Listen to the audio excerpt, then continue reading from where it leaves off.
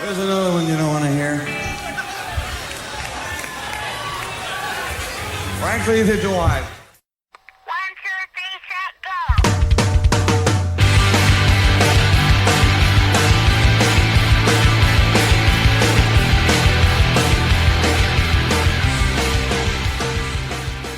Hello and welcome to episode 37 of the Power Chord Hour podcast.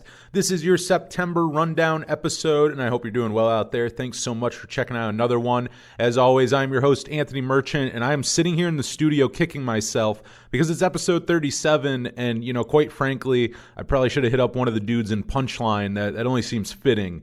I should have had, Steve or Chris on here for, episode 37, because I would love to have them on sometime, and kind of as I was coming to the studio here on the way, it hit me. I'm like, oh, it hit me what number the episode was. I'm like, oh, it's episode 37. It'd be so cool to have one of those dudes on here. And I actually just sent Steve some Power Chord Hour stickers a few months back. And I told him, too, it's I would love to have you on. I've wanted you on forever. I've loved Punchline forever. It's just one of those things where, my lazy ass has never reached out to him. And this would be the perfect one. Sadly, it is not. It is me solo here, but I definitely got to have those dudes on sometime. I feel like Punchline gets mentioned on here a lot. It's funny. There's certain bands and artists. Punchline's one, and another one is actually, this is how I know this dude is just a good dude. Andrew McMahon. And you can go back through this podcast now, 37 episodes. I think there's 3 or 4 guests on here. And actually, now that I'm thinking about it, there's also 1 or 2 that was pre-podcast, so they're not even on here. So this has been happening for years to me now. But just interviewing people, and out of the blue, this is not me asking a question about Andrew McMahon. They just bring up what a good guy he is. It just naturally in conversation has come up multiple times in interviews. And once again, never brought on by anything. I mean, I love something corporate, but it's never really brought on, minus the one time that I interviewed Bobby Vaughn when he was doing The Promise Hero, because I believe he I think he was TM for a tour for Andrew McMahon right when he started doing Andrew McMahon in the Wilderness. So, I don't know. I think that was 2014 or 15. And maybe even 16, but within that 3-year gap. But he worked for him, and I do remember asking him a question about that, just how it was. And obviously the hard-hitting questions that I had to ask if Andrew McMahon was playing Constantine, and I was told some nights, not every night, but some nights, which is enough for me, because I don't know that I would ever expect him to play that song every night. But it warms my heart to know that he still plays it. But yeah. He's just one of those guys, and same with Punchline, where they will naturally come up in an interview just how good of guys they are. Not brought on by me. I'm a fan of both of them, but it's never brought on by me. It just kind of naturally comes out. But yeah, so episode 37, when you're done listening to this, go listen to some Punchline. And I'm sitting here in the WRFA studios. It is 9 p.m. right now on Sunday. And I mean, this is about as close as you can get to a live podcast, really. I'm going to get out of here and throw it on up for you all. So if you're listening to this at midnight on a Monday, I mean, this is pretty fresh. This isn't anything too old. This is a couple hours old, which I feel is okay. I trust things that are a few hours old. It's all good. But yeah, this is our September rundown. I got some new music for you. And a little bit of music news. I'm always light on the music news. We're not an outlet or anything, but I'll bring you a couple interesting stories later on, and just kind of in general how the month has been for music. And we've had some good news stuff, but if you've been listening to the podcast, I have also been just so ingrained with just old school punk, and I got to give that to Penelope Spheres for the decline of Western civilization. Just watching those, and including the first one. The last few weeks, it's just all I listen to. X's Los Angeles, I listen to that basically daily now, which is a great record too, to kind of it's not even super, super short, but it's 9 songs and it's I don't know, 30, 40 minutes. So it's it's still doable. It's good for a workout. You know what I mean? You put that record on while you work out, and it's the perfect time. And I look at a record that's 9 songs. I'm like, what the hell? Give us that extra. Come on, round it out. I feel like I'm getting ripped off here without that one. But the more I listen to it, I'm like, okay, actually, I kind of there's 9 songs on here. There's something about it that works really well. And funny enough, actually, I was talking about this earlier on in the year. I didn't make I guess the Connection 9 songs. I don't know how much more connection there is, except for I would think the Strokes might be fans of X. But the Strokes, another one earlier this year, The New Abnormal, which is still one of my favorite albums of the year. That's a 9-track album. And, it was kind of the same thing when I look at the track list and I'm like, what the fuck? Like, give us that extra song. Like, I hate that. Like, unless you're like Rush and Metallica, there's like artists like that who give you like that much, but they'll do, which I guess is kind of what the Strokes did, but like they'll do those songs where, a song's like 12 minutes long. So it's like there might only be like 7 or 8 songs on the quote unquote full length, but it's like you're getting like an hour's worth of music. So it's like, oh, okay, I get it. But, same thing with the Strokes. I'm like, I'm not a fan of that. And then I listen to the record and I'm like, you know what? I kind of like the 9 songs. I feel like each one is kind of cut up in a beginning, middle, end, with 3 songs each. And, I think if you do that the right way, which both of them I think successfully did, it makes for a really great record. It's kind of broken up like that, and I kind of like that. It's funny because I'm against it before I hear it. I'm like, where the hell is that 10th track? I got to have that 10th track. And, as long as it goes well, I guess. And apparently it goes well more than I realize. But yeah, just a lot of old school punk. And I mean, speaking of Penelope Spheris as well, I mean, later on she did like Dumb and Dumber and the remake of The Little Rascals in the 90s and tons of other stuff. I mean, huge career. But after watching The Decline of Western Civilization, I've also watched Dudes. And I'm trying to think. I just wanted to make sure. I was trying to think off the top of my head if I talked about this last week. But you know what?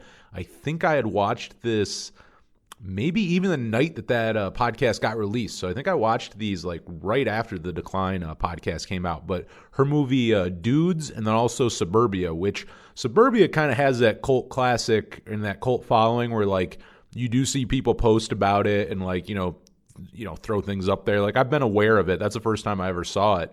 But Dudes is a little more obscure, but both were really good, really entertaining. I mean, Suburbia, I think like as far as a, just solid, like actually good movie, I think of the two, that one's probably the more solid movie. Dudes is a more fun watch though. Suburbia, I mean, I won't spoil it if you've never seen it, but I mean, what I will say is like you don't particularly get the resolution that you would want in Suburbia, or like not even that you would want, but that like typical movie ending, typical Hollywood ending. Like she does not give you that in that film at all, which I like because I didn't see it coming. But really, really good film. I mean, it's so funny to see like Flea in it. It's funny to see some of those guys in there. And then in Dudes, I mean, it's really because you got John Cryer in there, you got Flea, you have Lee Ving, and Lee of all of them. Actually, I really liked Lee's performance. He played a creep very well. He did a really good job at it. But yeah, like both of those really worth going and checking out. And like really just, that's the other thing is like they're new to me even though they've been out forever. But at the same time, what I'm realizing is that most of these films have only been like gotten a real proper release the last like 5 years. Like a lot of those films you could have only gotten on like VHS, like back in the 80s. Like I don't know that Dudes was pressed or, available for literal decades.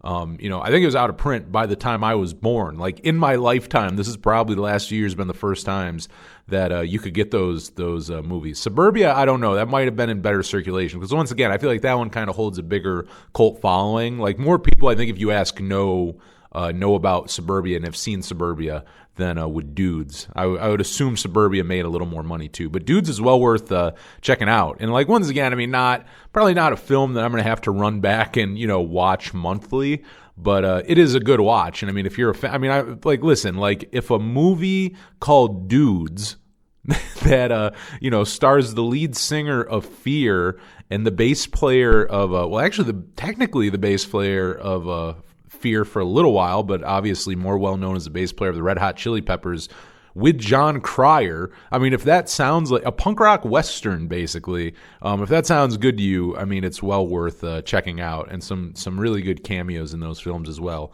She used those punk rock connections off the first Decline, and you see a lot of those bands and all that kind of make appearances, which is really, really cool.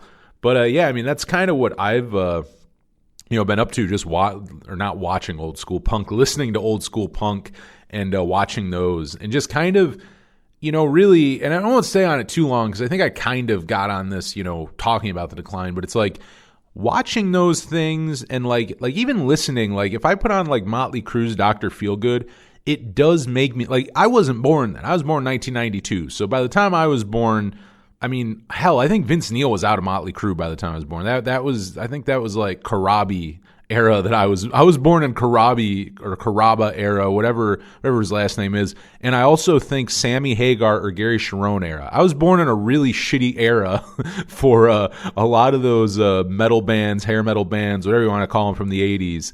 But, like what I'm saying is, like, Dr. Feelgood is a record that I can put on, and when I listen to it, I get transported to the Sunset Strip, and I think about it in the 80s, and I think about that scene, and really more of the glamorous parts, less of the some of the, like, more of the fun parts of the excess than some of the other sides of that you see, like, in the decline, like, like with Chris Holmes of Wasp.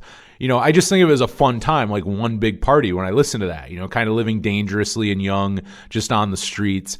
And, it kind of makes you nostalgic for that, which an era that I know nothing, I know secondhand, but I was never there. And it's the same thing listening to, including like West Coast punk from the early 80s, all that stuff in decline. It makes you basically think of the Sunset Strip like 5-6 years prior. It makes me think of that with, just the whole, the contrast, but also the similarities of the two scenes, just being such big parts of youth culture, in LA in the 80s, and another one where, still a good decade before me being alive, and it just transports you there, listening to Fear, listening to X, listening to those bands that came out during that time. It transports you back to that, and I love that. Like, I think good music does that. Another one like Tom Waits, I remember talking about this with CJ Ramon in our interview, but what I told him is, the thing that I love the most about Tom Waits and why I think my favorite era of Tom Waits is the 70s stuff.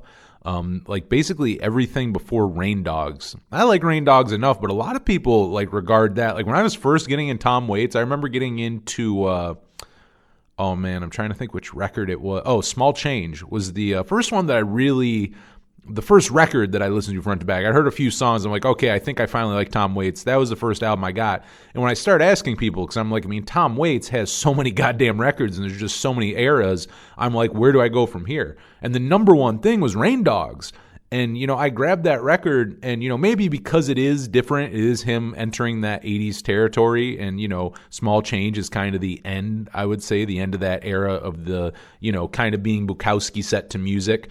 But, like, he makes you so nostalgic for, even though he was writing that stuff in the 70s, it kind of makes you more nostalgic for, like, driving down Route 66 in the 50s, and he talks about it, like Burma Shave Signs, and, just really paints this picture of Americana that just makes you nostalgic for a time that, for me personally, I was never, decades before I was alive. And it just, but when he's such a good songwriter that he transports you back to a time you were never in, and you would never think that. In your mind, you feel like, no, like, I know the ins and outs of this. Like, I am from that small town that he's talking about, and I have been in that diner, and, I have seen, drag races down, the main street, and, white picket fences, and, also the underbelly of that, too. Always so great at showing the ugly side of that as well. But, I think good music does that, and I think that's part of why a lot of that old school punk, even though I think with Tom Waits it's more intentional. I don't think that X was maybe trying to, though they weren't trying to go back in time, but I think a lot of those bands were documenting what was going on. Literally their record's called Los Angeles, and it is documenting that place during that time. So at the time, it was new and fresh, and maybe they weren't thinking, I really don't think they were thinking about it that way. I think they were young punks who were just kind of writing a great record. But, what ended up happening is they made a great thing that would end up being a document and a time capsule, really, where, I think is why it's still such, probably their like most popular record, because it really is. It really paints this picture of, a really certain time and place, which I always enjoy when music does that, I really do. That's always something I like. And really, really, like, just so rad, it's kind of speaking of X and getting into the more, listening to Alphabet Land, the record that they put out this year, I mean, just so good. Like, it's insane. Like, I put it on, and right from the first song, like, Exene sounds the same. Like, her vocals sound like they did in the 80s. Like, I'm not even kidding. And then, like, you're listening to everything. Like, Billy Zoom comes on, and it's like that guitar playing, man. I mean, it's insane. Like, it's just, you're listening to him play guitar, and if you don't know much about Billy Zoom, you got to go watch a live video of him. He smiles and doesn't move while he plays, but he's playing this really difficult stuff. And his whole thing was, he said this in interviews for years, but what he wanted to do is he always saw, I love this, he perfected it too, like I absolutely love this, but he always saw guitarists up there playing really simple shit, but like, you know, like running around like it was so difficult, like making it look really difficult, making these faces and just making it look like what they were doing was so hard and like godlike. So what he wanted to do was instead go up there and actually play something difficult and intricate, not just power chords, and just stand there and smile and look like it's nothing. He just sits there and plays like what he's doing is nothing, yet he's just like fucking going nuts on the neck and just playing just all, like, I mean, great stuff. Like the range he has too. There's a new song off their record, and I can't remember the name of it right now. I think it sounds like a dude's name. That's all I can remember, but I was listening to it earlier, and the rhythm on it, I'm like, oh my God, like it almost doesn't even sound like a Zoom, or not a Zoom song, a X song. And it's just like you listen to this rhythmic like guitar playing that Billy Zoom's doing, and just like it, like once again, doesn't really sound like X, but it just shows like what he's doing is amazing. Like it almost sounds like a song, like it almost sounds guitar that you would hear in like a James Brown song. It almost sounds like Billy Zoom doing a like playing on a James Brown song, and it's just amazing. But, you know, just outside of X, because I know I spoke about them last week and speaking about them a bunch on this week just because I've been listening to so much of them. But just the thing where these bands who have been around for, I mean, decades and decades, to come out and put out records this good in their career, like I love seeing that so much. It always makes me so happy when the older bands come out, because for some reason, like, I guess I can't say for some reason. We'll be honest. A lot of artists do decline through the years. You know, it's not something that is that crazy. And sometimes why I think a lot of artists, you know, who break up, you know, it's like dying young, where like, you know, if you join the 27 Club, everyone always remembers you that way. You know what I mean? Like no one will ever think of Kurt Cobain as a 48-year-old because he was never, you know what I mean? You're like frozen in time forever. You are that image of you, that last image is what they remember you by, you know, and there's a document there. And then there's other people where it's like you don't, you know, which is better. You don't die young and you keep going. And, you know, sometimes things change. You change as a person. Your music changes. And, you know, fans come and go. You know, there's tons of bands who I've fallen in and out of love with. You know, I mean, I've spoken about them on here. You know, New Found Glory is one of them. I said their new record, really, really good. I fell off for a couple years with them. You know, I was really not a fan of what they were doing, you know, like the new stuff, and they got me again. You know, I listen, and that's the thing. I mean, they're celebrating. I mean, this past weekend, yesterday actually, or 2 days if you're listening to this on Monday, on Saturday they celebrated their self-titled record turned 20, and that's just their self-titled. You know, I think they formed in '97, I want to say. And, you know, once again, a band who's been around that long, it's like, you know what, they're going to change. They're going to go through things where you're not always a fan. But, you know, and sometimes it's that. And then other times bands just, you know, do put out bad things as they get older and, you know, keep going. I think a lot of times, too, you get burnt out. You know, the famous thing is always, you know, you have forever to write your first record, and then you have, you know, like a year for your follow-up. You know, that's what a lot of artists say as well.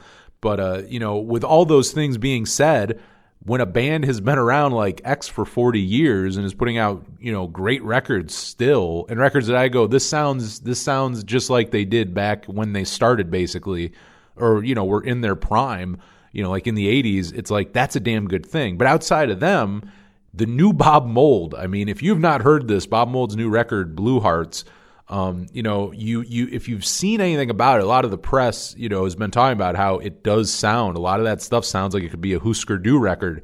And, you know, a lot of times that stuff gets blown up and it's like, you listen to it, it's like, wow, they were just doing that to sell it. No, like this really, like there's songs on this where I'm like, holy shit, like he's channeling Husker Du on this.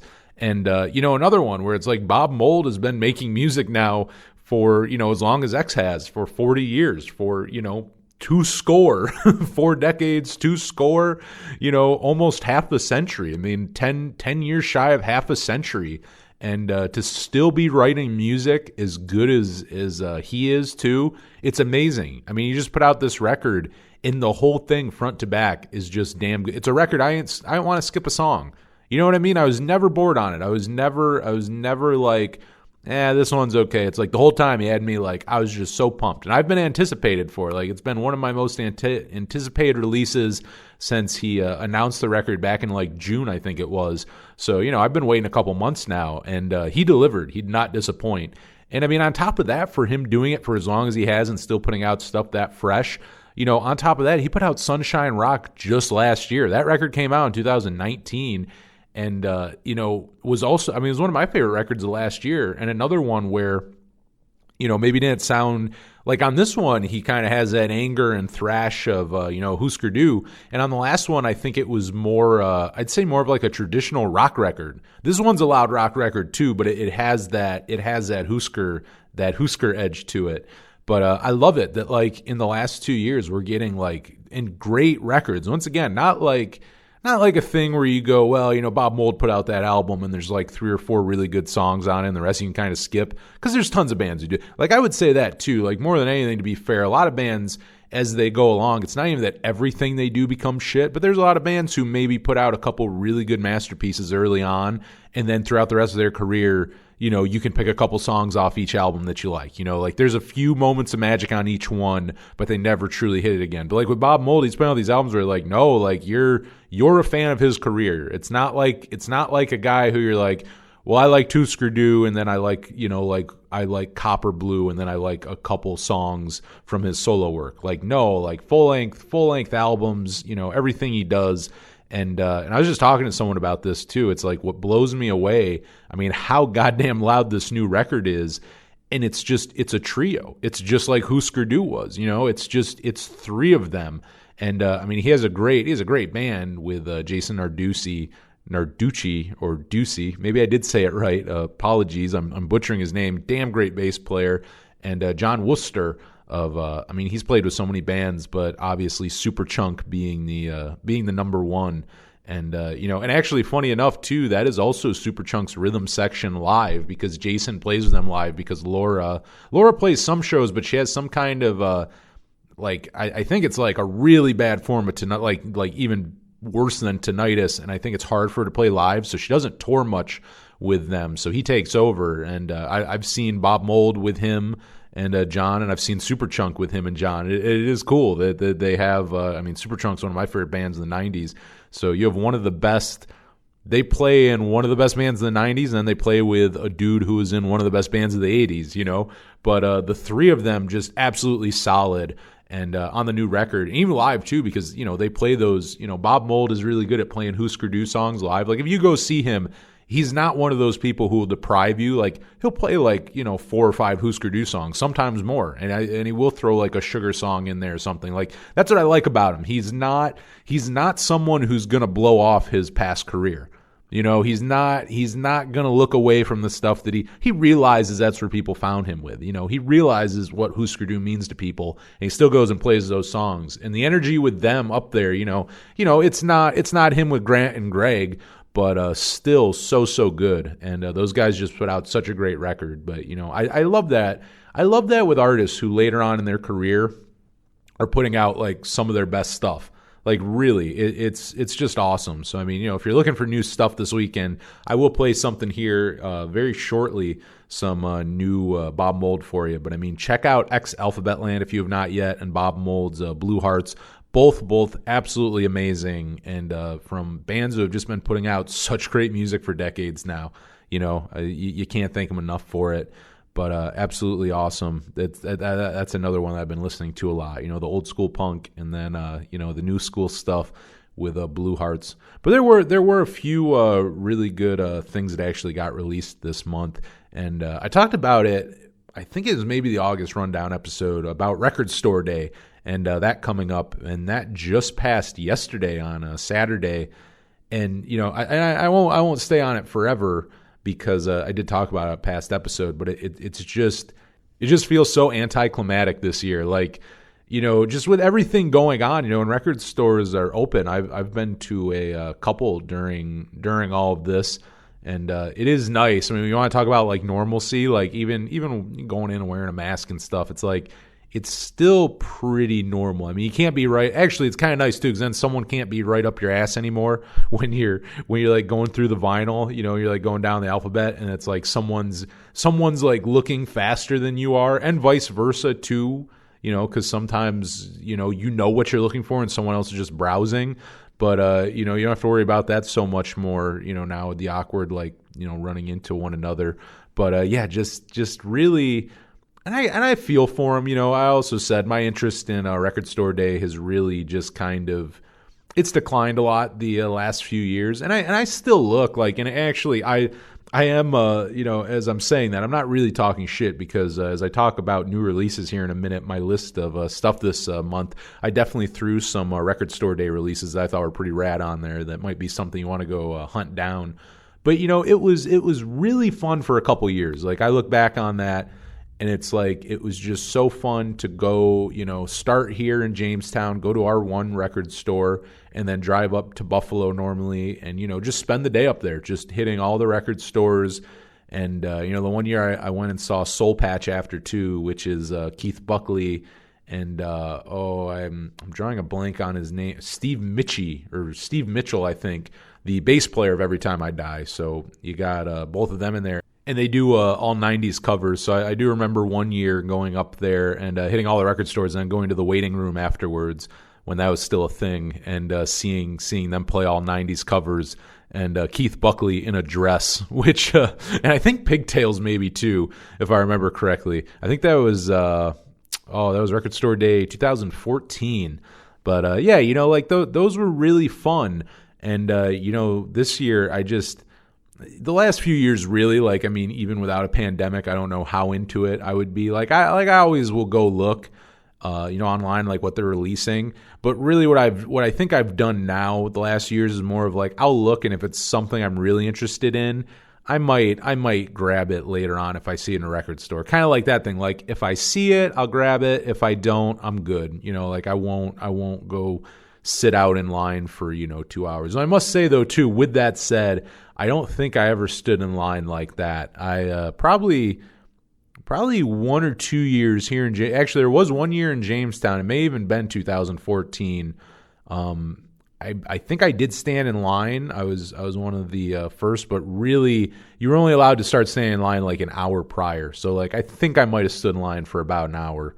I do remember the 1 year. This is another one, kind of, because I'm not really trying to shit on Record Store Day. I'm just saying my personal, I've kind of, I will say though, my one criticism is one of the reasons why I'm not as into it now is it has become bloated a lot of ways where, the pressings aren't as exclusive. When you do 9,000 pressings of something, it's not the most limited. Let's be honest here. And this is actually one, I love the replacements, and actually the one really big Record Store Day release I would like this year, and one that I'm just gonna grab one of these days, I'm sure, when I see it, because it's the whole performance of them live at University of Wisconsin, Incarcerated.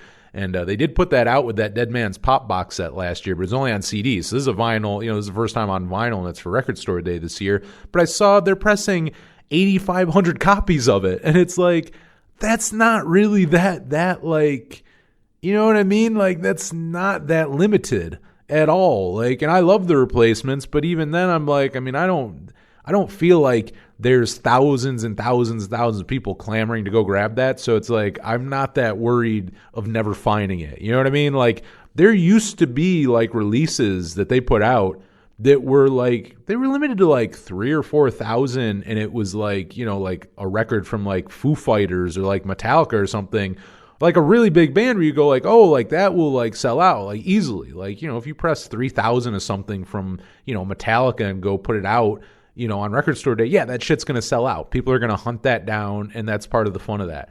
But then you start, the prices keep going up of what these records cost, but then so does the amount that they press. So it's as a collector and a fan, you're kind of well, I don't really want to pay that. And then they kind of, I think the other thing that, Record Store Day in a lot of ways has probably fucked themselves over is by doing that, I think sometimes it bites them in the ass because here's the thing. If you press 10,000, people do catch on to that where it's like, well, I don't have to go wait in line for 3 hours anymore for it, and I'm sure there's still a lot of flipping going on. Don't get me wrong. I'm sure there's ones that got released this year, which are probably on eBay right now for a pretty penny, which, I don't condone flipping. I have sold records over, I've sold off my collection on eBay, but I've never been one to buy, the intention of selling. It was never my thing. I remember I worked at a record store once for about a month, and nothing bad. I actually just was not really a fan of work. I thought working at a record store, I kind of romanticized it, and then I did it, and I'm like, well,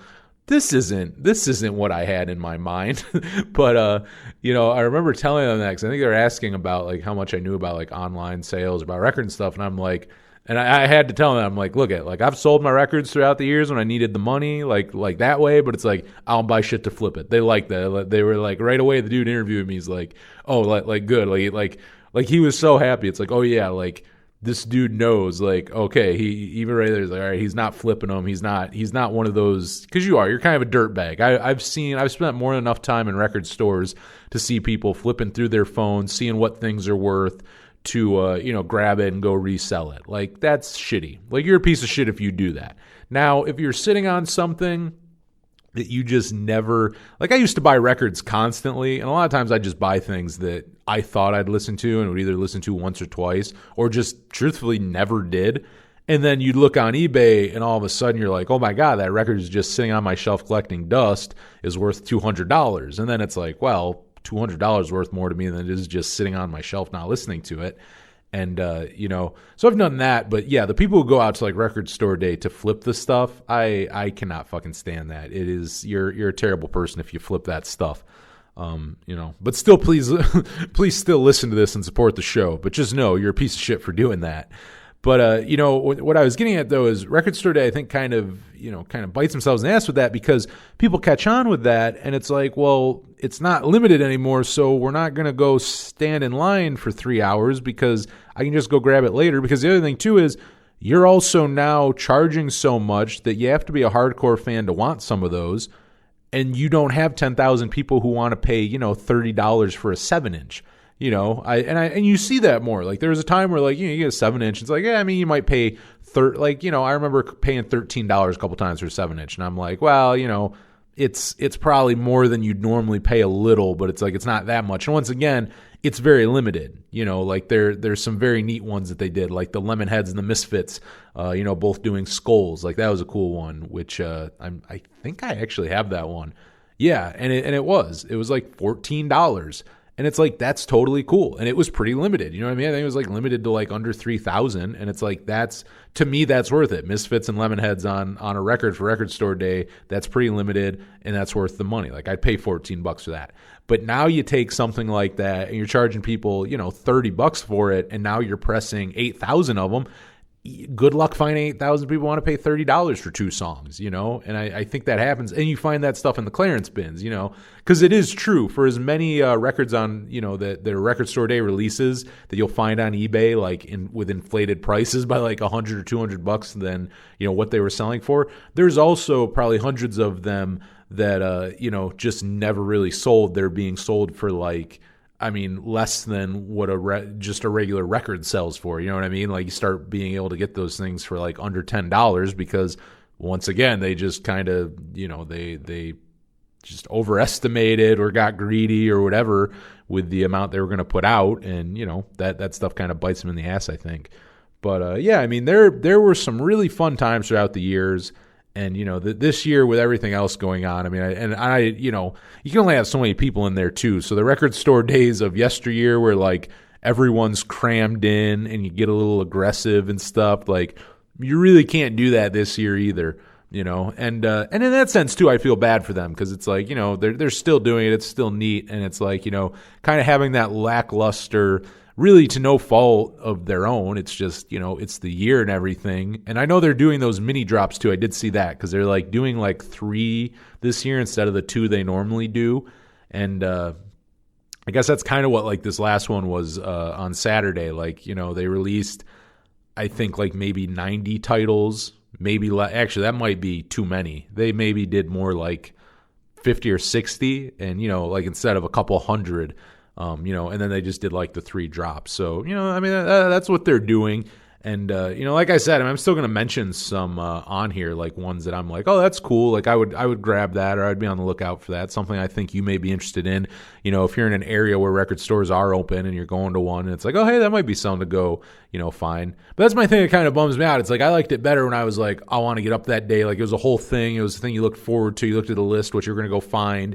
You'd get online with your friends. You'd be like, like, oh, what are you looking for? Like I'll look for that for you. You look for this for me.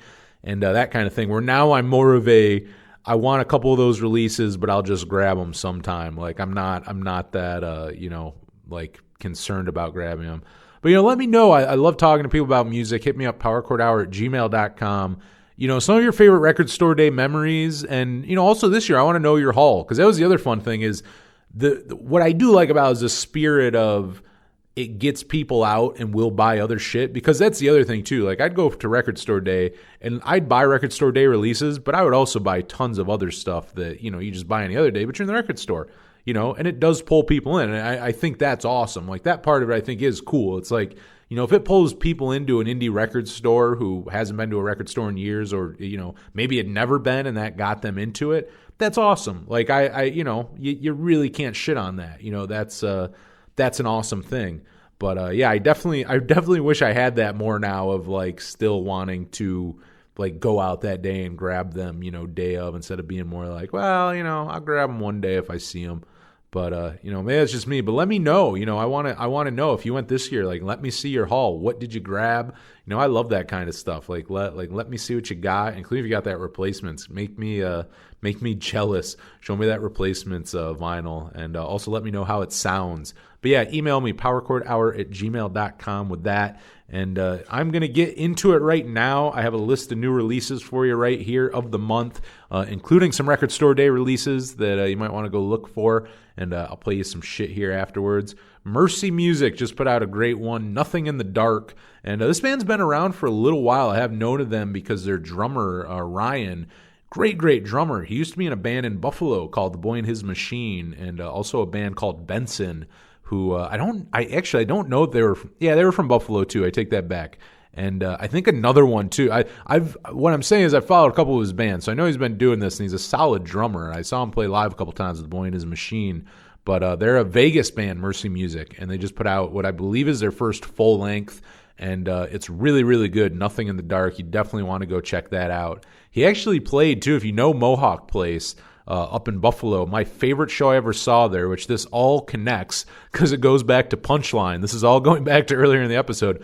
The greatest show I have ever seen at a Mohawk Place, and I'll say not hands down ever, because who knows? Shows aren't over. Maybe one day I'll see one better than this, but I doubt it, because this one was, this was actually, I think, the very first show I saw in 2010 as well, because it was late January, so it had to be. This was January 2010. The show at Mohawk Place, Punchline headlined, and the Swellers played that show. The Boy and His Machine, which Ryan played in from Mercy Music, and Thrown Under the Bus, a local Buffalo band, and then Fighting for First, another Buffalo band. Long gone. Actually, that entire show, everyone's broken up except for Punchline, which is a testament to Punchline. They've always been, they've been around for so long. And, speaking of another one who, maybe they haven't been around for 40 years, but they've been around since the late 90s, and they're still putting out great stuff and still sticking it out there, which I love and admire. And, so, they're the only one actually on that bill, though, who are still around. But that show, greatest show I've ever seen there. A part of it may have been because 3 of those bands were locals, so I don't know if it was that because people knew them. But you know what, though? Even as I say that, that's not true, because people were going fucking nuts for the Swellers and for Punchline as well. And, it's one of the greatest shows I ever saw Punchline play, and just the best show I've ever seen at Mohawk Place. I've seen tons of shows there, and 10 years later, that is still the greatest show I've ever seen there. Like, it just so good. And, I remember being blown away by The Boy and His Machine. That's the first time I heard those 3 local Buffalo bands. And the funniest thing, actually, I don't think I ever met them afterwards. I don't know if I went up to their merch or not. But they're the one band thrown under the bus. They probably have like an EP out there. I remember buying it on iTunes. This was like 10 years ago, so who knows? But I remember on the way there listening to Take This to Your Grave on the way up and listening to Tell That Mick. He just made my list of things. Sorry, it's a long-ass song title. Tell That Mick He just made my list of things to do today. And I was listening to it, I'm just like, God damn, this song's so good, such a good album opener. I'm like, someone should cover this. Like, how have I never seen a band cover this? And then I got up there. Their first song was an original, and then their second song in, all of a sudden they start playing that opening, and I'm like, is that Tell That Mick? And then just right away, and I'm like, that was like how the show started, and probably part of why it's one of my favorites to this day. 'Cause it's like, 30 minutes before that, I'm thinking in my head, I'm listening to that record, and I'm like, someone should cover this song. And I walk in there, second song the first band plays is that song, But yeah, best show I've ever seen there. Go check out The Boy and His Machine too if you like. Kind of like Hit the Lights pop punk. Kind of like, just imagine what was going on in pop punk like mid 2000s, Yet they're a lot better than. I say that as there's not a podcast out here called Neon is for Josers where I shit on a lot of pop punk from that era. This is actually good pop punk from them or from that era. But check out Mercy Music. They're totally different sound, but are really goddamn good. Doesn't matter what Ryan's playing, and he's a great drummer. But I'll play something off that here in a minute. But that is Nothing in the Dark. Check it out. As far as Record Store Day goes, Johnny Thunders and Wayne Kramer, if you did not know, started a band years and years ago called Gang War. And like the demos and stuff have been floating out there. But I think this is the first like actual like proper release it's gotten. It's a Record Store Day vinyl you can grab. And that one's pretty neat because like I said, that stuff's been out there and I've heard it before. It's good stuff to check out. But I think this is first like official release of it that wasn't like a bootleg. And it's so funny when you hear Wayne Kramer talk about that because he was talking about how he was trying to get sober during that time. So he went and started a band with Johnny Thunders, which is not the smartest move, Like, I mean, Wayne Kramer's a smart guy, but, I love him. He's talented. But I don't know. It's not the best choice if you're trying to be sober, to be in a band with Johnny Thunders. But, yeah, I mean, if you've never heard that, well worth checking out. That'd definitely be a record to grab if you're in a record store and you see it. Very cool on the Menzingers from Exile. It is from last year's Hello Exile. All the songs reimagined and acoustic. And very cool. I'm always happy anytime we get new Menzingers. Wilmette put out their new record. It is self-titled Wilmette. And that is spelled Wilmette. If you like something a little heavier, go check that out. Really good record. And another Record Store Day release, Bayside put out Heaven. It is a 7-inch and as a Record Store Day exclusive. You can grab that. Deftones put out Ohms, and I actually fucked this up. I think on our August rundown, I mentioned that the record came out last month, and that's a lie. Some singles came out, but the whole record just came out on actually last Friday, I think it was, the 25th. So, yeah, it came out this month, not last month. So my lying ass on August apologizes. It actually came out this month, and just such a great band. You got to go check that new one out. I like the singles I've heard. I've obviously I didn't hear the whole thing before because it wasn't out yet, but now I definitely got to go check the whole thing out. The singles have been pretty good. Thrustin Moore of Sonic Youth just put out a new one, By the Fire. Bob Mould, like I mentioned, Blue Hearts. You got to check that out. I'll play something here for you in a minute. Record Store Day release, and the one I want the most is the Replacements live at University of Wisconsin. The whole thing, you probably remember it as Incarcerated, the EP that's been out for decades now, that had like 5 songs on it and some really good ones. Great live version. All the songs on it are good, but really one of the best live versions I've ever heard of Here Comes a Regular. And this is now the whole thing is now on vinyl for the first time. And that is one I will definitely grab when I see it. Another cool Record Store Day release, and not the first time available, but might be the first time on, I don't know. I guess I'd have to look. I will not say this for sure. Maybe the first time on vinyl, but then again, this also came out, in the late 70s, so it may have been pressed on vinyl originally. But if it has, it's been decades since it was was in press. The Ramones' It's Alive 2. And this one did not get a box set release, I don't think. I mean, it's a record store day, but they didn't do the same thing they did for the first one a few years ago, where it comes in that, just like the Replacements' Dead Man's Pop and the Pleased to Meet Me one that's coming out next month, but where it comes with like 3 CDs, a record, like extended liner notes, pictures, behind the scenes, like stuff written and stuff. I don't think this one is that. It's just It's Alive 2 on vinyl. But, I mean, it's the Ramones. You got to go check it out. Another cool record store day one, Mike Watt and the Second Men, Inquescence. And that is a 7-inch. And you got to go check that out. That's another one. Mike Watt's a legend. You definitely got to go check that out. And one that I'm going to play for you right now, and one of my favorite things that have come out this month, you definitely got to go check them out.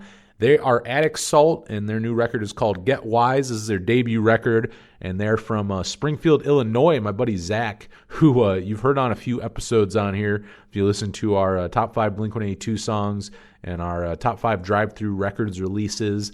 A couple older ones from earlier, not really old, I mean months old really, but from back in like March and April, I think he was on.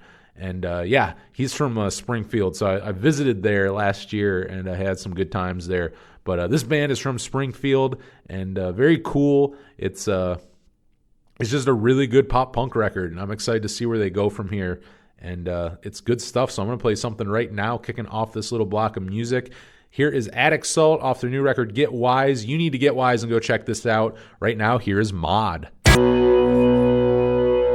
It has only been out for a few days, yet I already know it is going to be in my top 10 end-of-year list for albums coming out in 2020. Right here on the Power Chord Hour podcast, that was Bob Mould with Siberian Butterfly.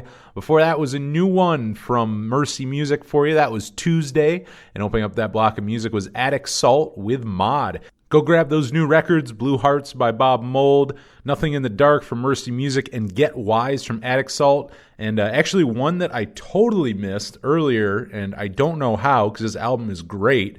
I did just listen to this the other day. It was beautiful out. Went for a ride and threw this on. Slick Shoes, Rotation and Frequency. That is out. And our buddy and friend of the show, Steve Kravick, actually produced that. We talked about it earlier this year when he was working on it. We were talking about his Stephen Bradley record during that time. Right? Actually, he was recording it, lost power in his studio, and had to come down. We ended up doing the interview early because they lost power, so he had to drive down. He's like in a pretty desolate part of California. Hell's Half Acre is his studio, and he had to go drive down to, I believe it was a post office to get reception and call me to do the interview. But we were talking, and he hit me up a little bit before, and he's like, "Hey man, if you want to do this any earlier, like I have there's no power in the studio. We can't do anything." And while he was doing that, he was recording Slick Shoes. So he took a break from recording them to come interview me. And kind of a forced break, I guess, because it's hard to record a record when the power is out. But yeah, it was a great interview. It's like episode 4 of the podcast. If you never heard it, it is way back there. Like he was our first guest on the podcast. So yeah, very, very cool. We talked about during that time him recording the record and everything, and now it is out, and I would love to have one of the dudes from Slick Shoes on. It's so good. Like if you're a fan of Slick Shoes, it's just such a great record. Like the riffs, oh my God, they're one of those punk bands that just are actually good at their instruments, and there's some moments on there that sound unreal, and Steve did a great job producing it. He produced a lot of their records in the 90s, basically all their fan favorites, and he killed it. He came back and absolutely killed it with the new one with them. But yeah, I totally forgot about that one, and it's so good that I wanted to make sure that I mentioned it here afterwards. So go check out that new Slick Shoes as well. Before we close things out here, I got a little bit of music news for you, and just a couple little things here. This one's pretty neat. Dave Haas just announced that he will release 2 EPs of cover songs. They're going to be coming out October 23rd, so here in a couple weeks. And both EPs are called Paddy. One is P-A-D-D-Y, and the other is P-A-T-T-Y. And they feature Dave's covers of songs written by some of his favorite songwriters, Patty Griffin and Patrick Patty Costello of Dillinger 4. And I'm loving this concept. It's just such a neat idea. And on there, he will be joining Dave on the EP is going to be Brian Fallon, Laura Stevenson, Lily Hyatt, and a bunch of others. And I'm excited. I'll have to check that out. I mean, I will be honest, I don't really know Patty Griffin, so I don't really know her music, but as far as, and I would still check it out, but I mean, like with Patrick, or Patty, I should say, I've never really heard anyone call him Patrick. It's always Patty. But, I love Dillinger 4. I mean, just so goddamn good. So I would love to hear Dave Haas covering some Dillinger 4 songs. But so far for Patty Griffin, the track list is going to be Moon Song, Long Ride Home, Top of the World, Poor Man's House, and When It Don't Come Easy. And then for Patty, for the Dillinger 4 songs, it's going to be Minimum Wage is a Gateway Drug, The Father, the Son, and the Homosexual Single Parent, Double Whiskey, Coke No Ice, The Great American Going Out of Business Sale, one of my favorites, and Superpowers that Enable Me to Blend In with Machinery, another one of the best ones on the first record there, Midwestern Songs of the Americas. And like I said, I mean, I'll check both those out. I'll have to go check out Patty Griffin's music because I am not familiar with it. But I mean, as far as the D4 covers go, he picks some damn good Dillinger 4 songs to cover. And I don't know, there's guests on it, but I guess since it's going to be just Dave Haas solo, I assume it's going to be acoustic, and then, people will also sing on some of those songs with him. Maybe Brian, I wonder that. I don't know what song Brian Fallon will be on, but, some of those Dillinger 4 songs, he might take over some of the other vocals on there, which would be neat. But yeah, I assume they're kind of stripped back, which I think will be very interesting to hear on the Dillinger 4 songs. And if nothing else, it just reminds you how good Dillinger 4 song titles are. They really do predate. I mean, they had Fall Out Boy on a decade. They were 10 years before Fall Out Boy doing those really really long song titles that have nothing to do with the song. I don't know that there's one song title that really has much to do with any of their songs. There very rarely does that happen, but I thought it was well worth letting you guys know. I feel like if you're a fan of this show, you're probably a fan of Dave Haas or at least one of his bands, and probably a fan of Dillinger 4. And if you're not, I mean, what the hell's wrong with you? Go listen to them, especially Dillinger 4. I mean, especially Dillinger 4, one of the best ones, and I would say the best band from Minneapolis from the 90s, best 90s band from Minneapolis, hands down, in my opinion. And another great band who's announced some new music, Red City Radio, announced that they've signed to Pure Noise Records, and they're going to release their new first full-length since 2015, self-titled, and the new album's going to be called Paradise, and this will be out later on this year, December 4th. I'm very, very excited for this. And the band released a single and a music video for their song Baby of the Year. It's a really, really funny video, actually. And you should go check that out, and you can pre-order it now. Pre-orders are up on Pure Noise Records' website. I'm excited for this. Their last full length was really good, but also their EP Sky Tigers, which came out back in 2018, that was their last release. They put a couple singles out, but that was their last release of more than a single was 2 years ago with Sky Tigers. But the direction they went on there, I love. Those are some of my favorite Red City Radio songs. And I was also very happy to see Love Is a Liar, one of the singles that they did release sometime last year. That's going to be on the new record. And they released I can't remember the name of the other one. They released 2 or 3 singles last year, which were really good. I know Love Is a Liar is on the new one, but I'm not sure if the other two are. But I wouldn't be bummed because those songs are so good that they probably will fit really well on here. That single from last year was really, really goddamn good. So I'm excited to hear that on here. And Baby of the Year didn't disappoint either. That was really good. So, I mean, 2 songs so far, I'm pretty excited. Anything they ever put out is pretty good. I'm always a fan of Garrett Dale's songwriting. So I'm very looking forward to that on the back end here of, records coming out. Because we're getting towards the end. So, I mean, a couple more fall releases, but I don't feel like there's tons and tons. We had all that new music coming out, and now I feel like it's starting to slow down again. It's kind of not really halting, I shouldn't say, but it's not coming out to the volume that it was there for a couple months. But that kind of happens in music naturally, pandemic or not. Kind of the last half, the fourth quarter, if you will, is never a huge time. But I always feel like it also shines a lot because what does come out is normally some really good stuff. If it does come out, there may not be tons, but it's kind of quality over quantity in that. So I'm very excited. And another little piece of news, After selling out the first pressing earlier this year, Armor for Sleep did just announce that they've pressed more records of their What to Do When You Are Dead 15th anniversary edition, and we talked to Ben about that earlier on in the year. That thing sold out like crazy, and the new vinyl, if you've not grabbed it yet, features new color variants and some unreleased B-sides and demos from that era, which is very cool to hear. I've not heard them yet, but this is, like I said, I don't really collect vinyl that much anymore. This is one that I would grab, though, and including with that bonus stuff, because that's just such a great record. But the band also announced on top of that they did reschedule the tour dates for next year. We're going to be playing What to Do When You Were Dead full. They're going to play that record in full. I don't know if it's front to back. We were talking about that when I interviewed him, and I don't think he knew yet. He thought more than likely front to back, but wasn't sure yet. But they're going to play all the songs off What to Do When You Were Dead there, and that should be pretty cool. I would like to catch that. They, I think the date they were going to play near me earlier this year, he was my last interview before Corona, when everything was still going on. They were playing near me. I forget where, but it had already sold out like months in advance. So, I mean, people are excited for this. And it was great to hear him mention, too, earlier in the year. I mean, if you're a fan of them, he's been very much, we're probably not going to ever make new music again. It's not really a thing I want to do. And this time, he didn't say they're putting anything out anytime soon, but he's like, yeah, I'm not against it anymore. He's like, I would put something out if I thought it was going to be good.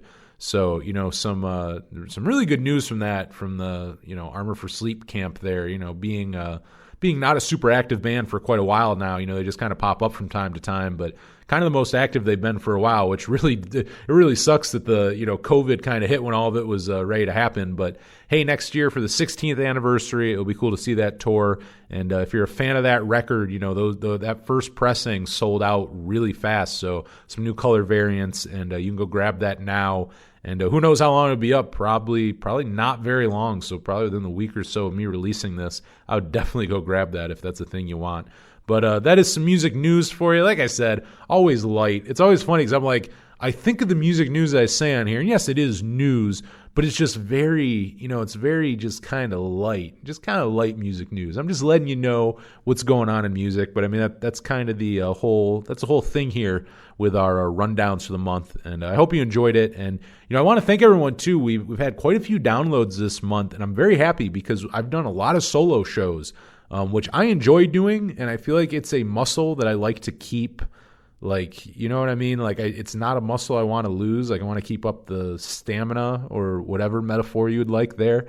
So coming in and being able to just, talk for an hour, and hopefully it be something that you want to listen to. And I mean, it seems like I've been getting some good feedback on them. I definitely like that. I love having guests, and it's a different dynamic doing this, but I also like variety. I like both. Like, we had Nick Leet on this month from High on Stress. Loved having him on. Loved that new record from them. Loved talking about it. But I also like coming on here and just bullshitting about things. And I've done that a lot this month on here. And we'll have some more guests next month. And I'm sure somewhere I'll just bullshit as well. But I've been talking to some people. My buddy Kyle, who you've heard on here, like before mentioned the Blink-182 episode, and I also did the Neon is for Josers one, where it was originally supposed to be a podcast where me and Kyle talked about like the bands that got us into punk rock, and then somehow, I don't know how it happened.